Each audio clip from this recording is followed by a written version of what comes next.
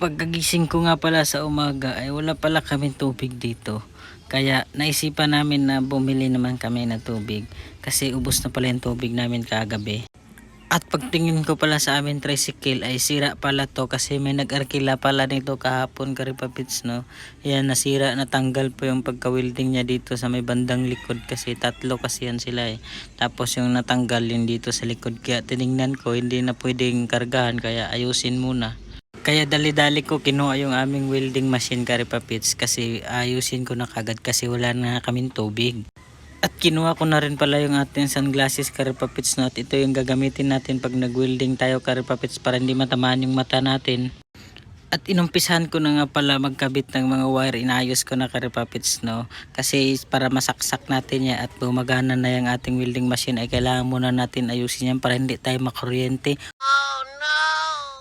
At kapag mag-umpisa talaga karipapits no, ito yung unang gagawin, tatanggalin na natin muna yung spark plug at baka masunog pa ito karipapits no.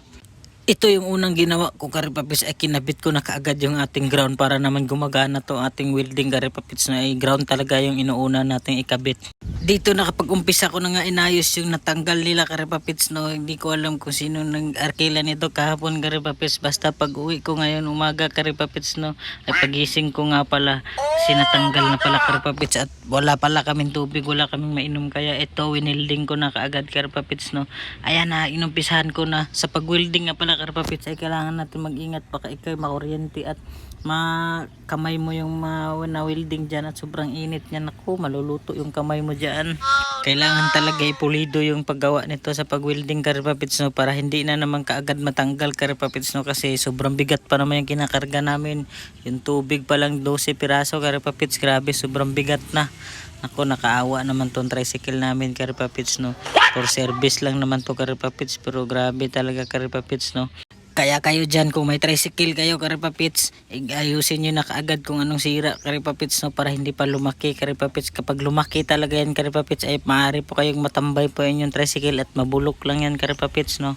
Yan, tapos na ako sa unang bakal karipapits no, ito na ako sa pangalawa kasi tatlo yan sila karipapits eh. Tatlo yan sila dyan magkasabay karipapits para matibay talaga pagkagawa karipapits no.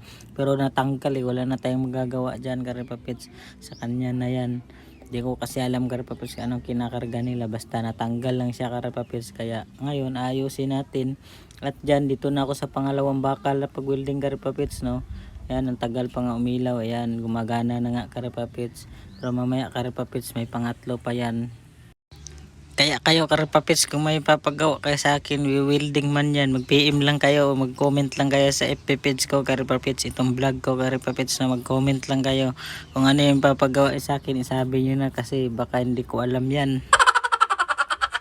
Char lang karipapits. At dito para karipapits, sobrang saya ko kasi malapit na natapos karipapits, so makakabili na kagad tayo ng tubig dito pagkatapos karipapits kasi malapit na siya matapos. Isa na lang karipapits, sinulid ko na yung pagka-welding karipapits no, para naman talaga hindi na talaga makakatanggal karipapits. Yung pagtanggal talaga niya karipapits ay isa lang yun sa mga experience sa ginagawa namin tricycle karipapits no.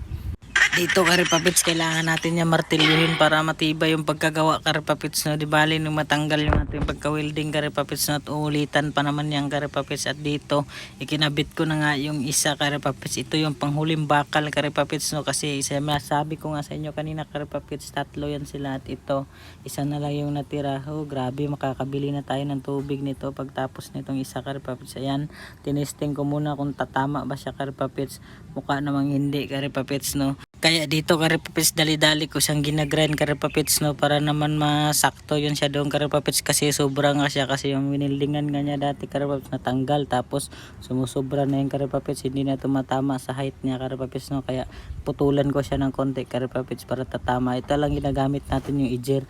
Sa paggamit ng ejer karipapits na kailangan din tayo magdandahan kasi nako pag nagkamali ka dito putol agad yung kamay mo dito karipapits, putol nga yung bakal, kamay pa kaya oo.